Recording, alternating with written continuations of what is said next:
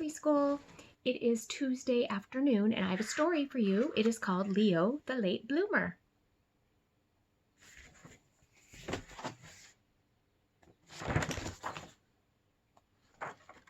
Leo couldn't do anything right. Do you ever feel that way? I know I do sometimes. He couldn't read yet.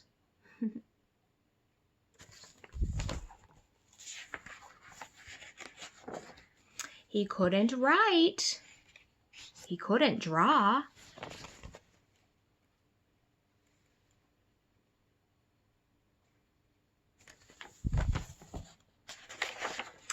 He was a sloppy eater, and he never said a word. Hoot, hoot, thrum, hiss, pip, pip, crunch.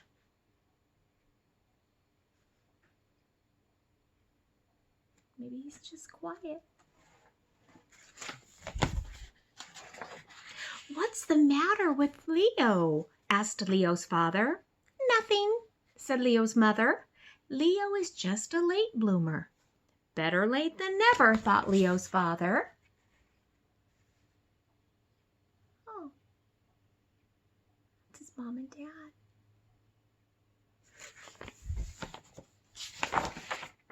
Every day, Leo's father watched him for signs of blooming. Blooming means like growing, like a flower. When it first comes up, it might be closed, but as it gets more sunshine and rain and water, it starts to open and grow, and they call that blooming. And you could think of like a preschooler as something that might bloom. At first, when they first start school, they don't know very many things, but then as the year goes on, they start to get more and more comfortable and confident, and then they bloom. So Leo's father's watching. I can see him up in the tree. And every night, Leo's father watched him for signs of blooming.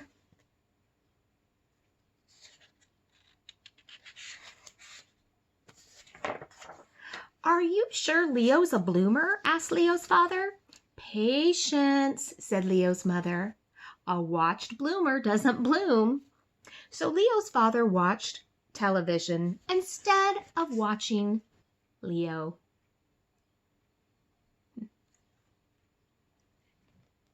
I think he's still watching Leo, isn't he?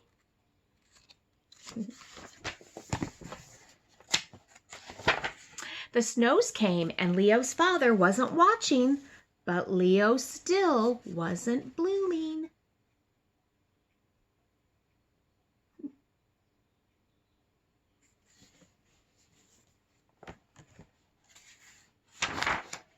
The trees budded and Leo's father wasn't watching, but Leo still wasn't blooming.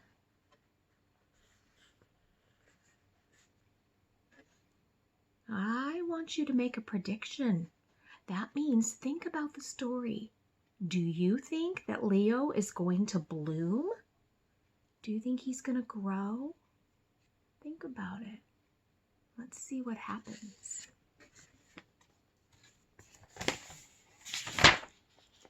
Then one day, in his own good time, Leo bloomed.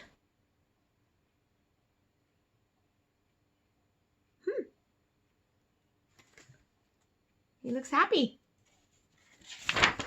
He could read. He could write.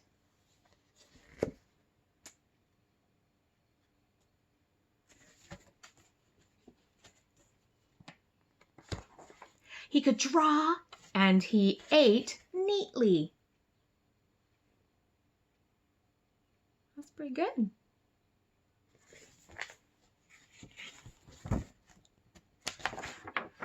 He also spoke, and it wasn't just a word. It was a whole sentence.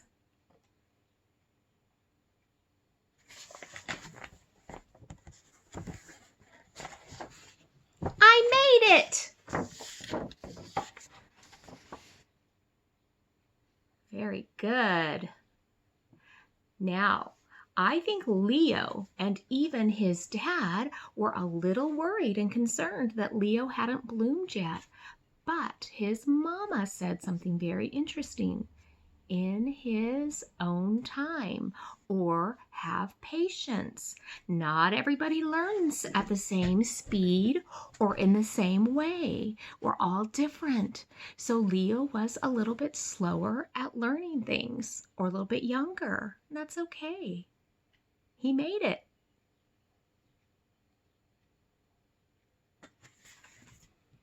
I like that story. Now I want to ask you some questions. In the beginning of the story, why do you think Leo is kind of sad? You see his sad face? That's the beginning of the story. I'm going to show you some pictures from the very beginning. Here's Leo with a sad face. And down here, he's got a sad face. Why do you think he was sad?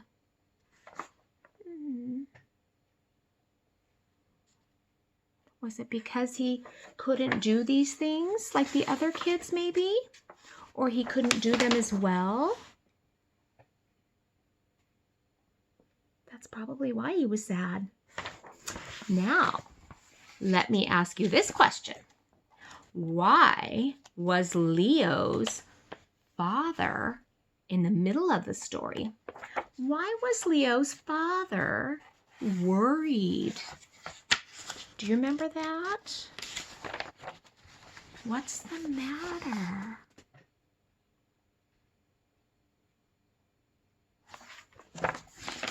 Remember how he would watch him? Why was he worried?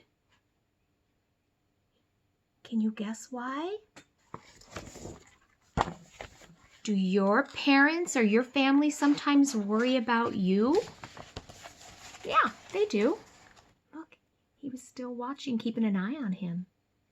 He was worried because Leo hadn't bloomed yet. And maybe he thought he wasn't going to. But his mom said, have patience. Why, let me ask you, why is Leo so happy at the end of the story? Can you remember?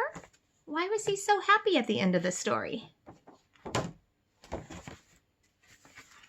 I made it! Because he finally bloomed. Now he could do all those things in his own time. All of us are different. All of us do things in our own way. And Leo was happy about that. So that was the story, Leo the Late Bloomer. And I have kind of a cool experiment to show you. I thought we could do this. I have these bottles. They're just an old iced tea bottle. And I have put some red water and food coloring in here.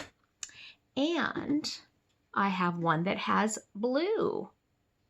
Now, we are going to take, I'm going to take some celery. If you have some celery, and this is the celery that was like inside the bunch, the big bunch of celery, and this is kind of a lighter color than the other darker pieces. So I got the lighter pieces that were in the middle, and I'm going to put them inside this water. And we're going to see if this will make our celery leaves change color, okay? Flowers and even like flower stems and even the stems of like celery or lettuce, they have tiny capillaries, they're called, that help the water move up the stem. And if you put your celery in this water and you watch it, in a couple of days, you'll start to see the tops of these turn And I want you to see, we will come back to this on Thursday. We'll check back and see. I'm also hoping that I will have a piece of lettuce. I'm out of romaine lettuce is something that you could use too. And put it in a jar and see if the water, the capillaries will pull that water up. When a plant or flower is in the ground, it has roots that come out of it. Now, our celery doesn't have roots anymore, but it has that stem. And you're going to see if those capillaries inside of the stem will still pull the water up. Okay? So I'll set these aside and I'll keep an eye on them and I will show them to you on Thursday. And if you have some celery and bottles, always make sure that you ask for permission. You can use bottles or glass jars or glasses or whatever you want to use. This is just water and food coloring, which is something that your family could have on hand. But please ask for permission and make sure that you're very careful because this food coloring can stain your clothes, your hands. So be very careful. Make sure that you have an adult that is helping you or an older brother or sister. And then if it's okay with your family, because you can't really eat this after it's been sitting out for a couple of days. If it's okay with them, that you can use the celery, or if you can find a white flower like a daisy or a carnation or something like that. So that is kind of a cool experiment that we can keep an eye on and watch. I'm going to move this and I will put our celery right there and we can keep an eye on it. And I'm hoping that nothing will knock that over because that would be a big mess. Okay, all right, guys. Well, that's it for today. I hope that you have a very good day. And as always, I miss you. Bye.